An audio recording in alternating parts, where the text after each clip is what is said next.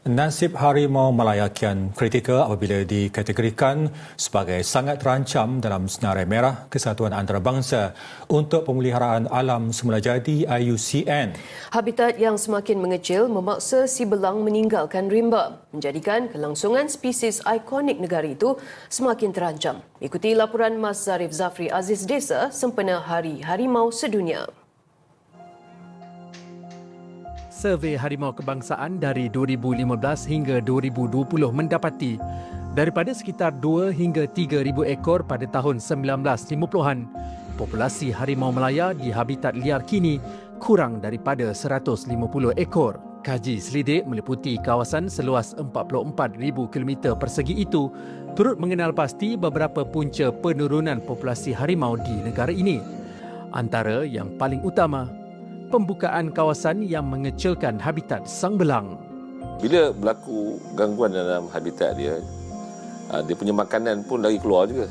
So, dia pun akan keluar juga pada hutan tu untuk mencari makanan lah. Itu macam yang berlaku ada sebuah negeri, saya tak ingat lah, yang dia masuk ke kampung, kampung orang asal dan dia makan ayam. Biasanya makan ayam ni musang je. Tapi hari ini kita tengok dah ada harimau makan.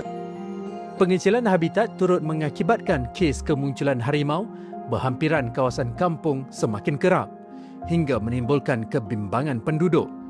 Dalam masa sama, pembinaan jalan yang membelah habitat turut memaksa harimau melintas untuk mencari makanan atau pasangan. Untuk roadkill ni banyak berlaku malam sebab kehidupan dia kita ni dia aktif waktu malam.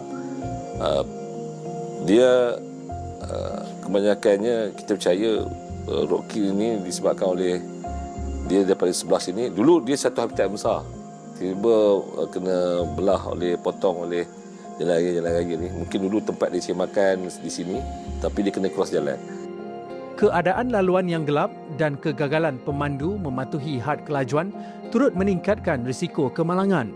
Untuk rekod, lebih 2,300 kes hidupan liar dilanggar kenderaan dicatatkan perhilitan sejak 2020 hingga 2024 dan 4 daripadanya melibatkan harimau.